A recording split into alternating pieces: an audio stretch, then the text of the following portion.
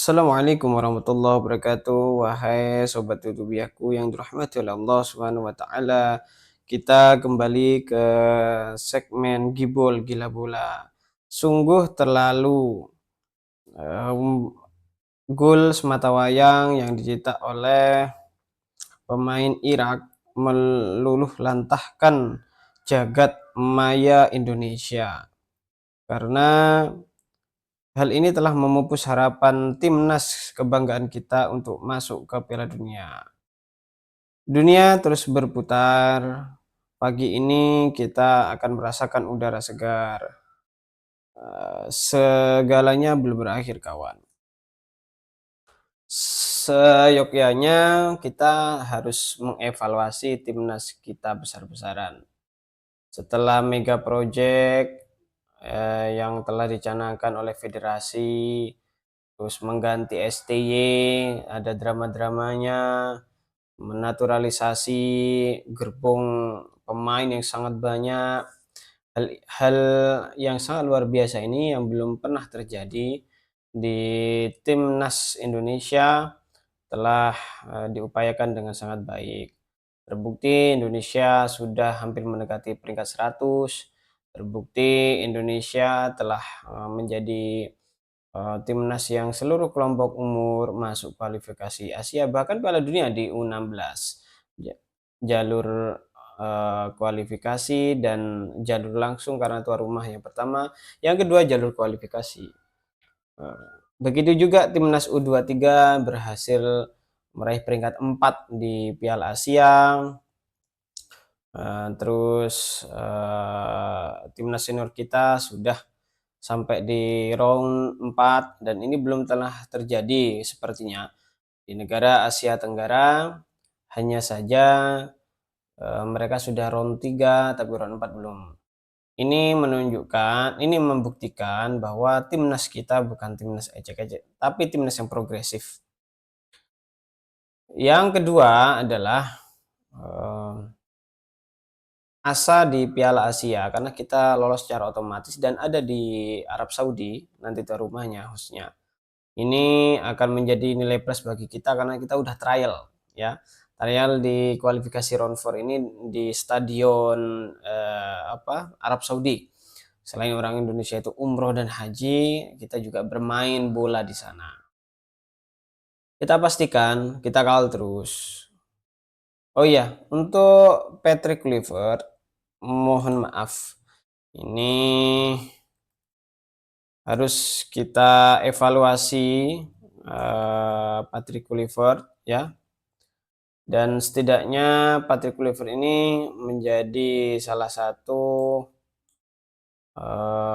evaluasi bersama. Di Patrick Kluivert ini bisa jadi dipertimbangkan untuk digantikan. Jadi Pak Kluivert harus legowo dengan hasil gagalnya membawa timnas ke Piala Dunia. Setelah beberapa kali timnas kita beliau menangani Curacao yang juga masih belum menunjukkan progres. Ada celotehan isu dari para gibol netizen, kembalikan STY.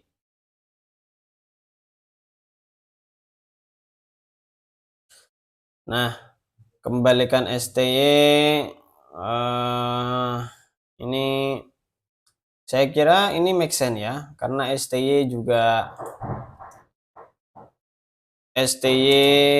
dipecat oleh Ulsan.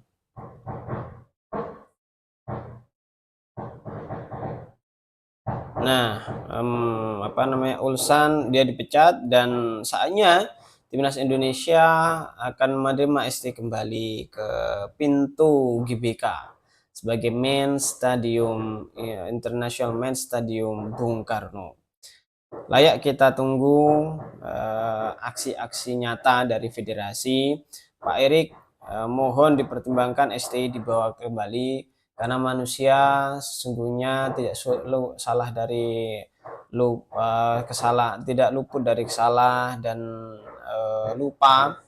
Ya kita maafkanlah STY, kita kasih kesempatan kedua untuk STY karena di era STY permainannya sangat hebat, walaupun pas strategi parkir bus, namun kita lihat hasilnya sampai bisa estafet pelatihan ke Kluivert, STY Kluivert bisa membawa timnas sampai round 4.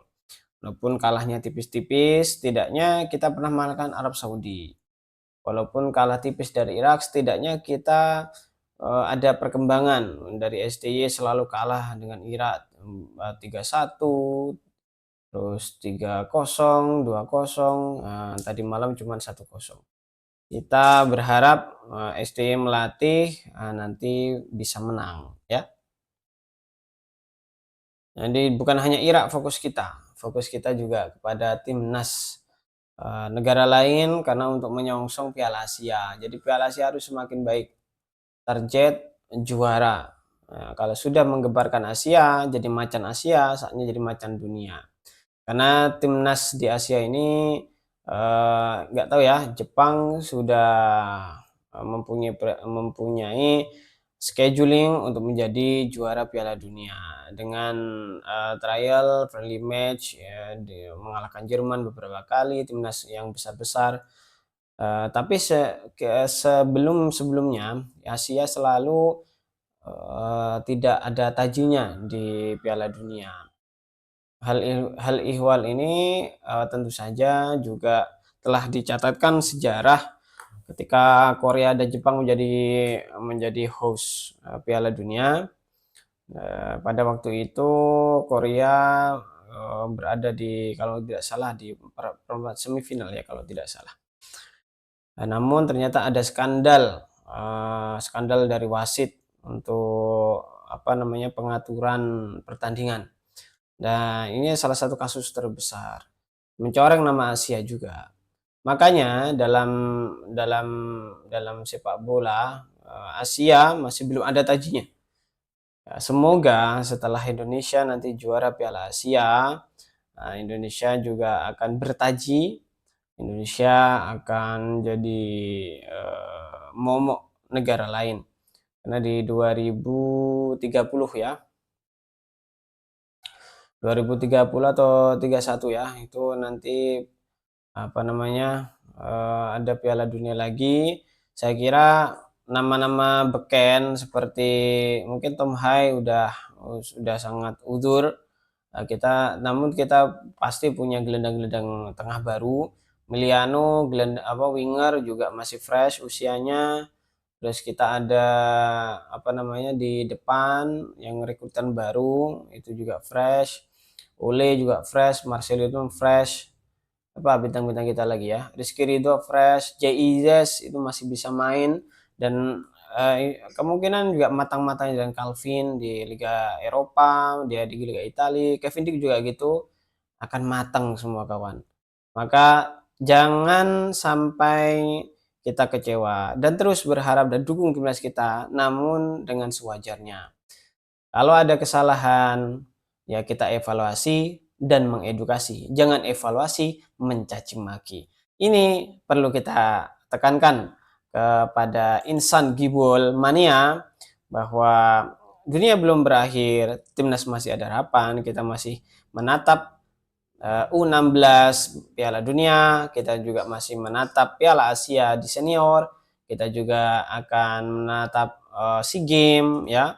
Karena SEA Games itu juga ada prestisiusnya, privilege-nya adalah kalau SEA Games itu kalau menang sepak bola seakan-akan sudah juara umum. Itu SEA Games ya. Sebelum kita ke Olimpiade. Apalagi Pak Erick Thohir selaku Ketua Federasi juga menjabat Kemenpora. Maka saya yakin dan seyakin-yakinnya PON target juara umum. Nah, ini menjadi hal yang sebuah keniscayaan bagi kita semua. Ada progresif lagi, dua wasit yang mengatur jalannya pertandingan itu juga sangat fair ya. Yang Cina tadi malam juga fair dan juga kemarin malam lagi yang dari Oman kalau nggak salah juga fair. Nah, ini menunjukkan kapasitas. Cuman dari AFC mengapa harus apa namanya, di Arab Saudi.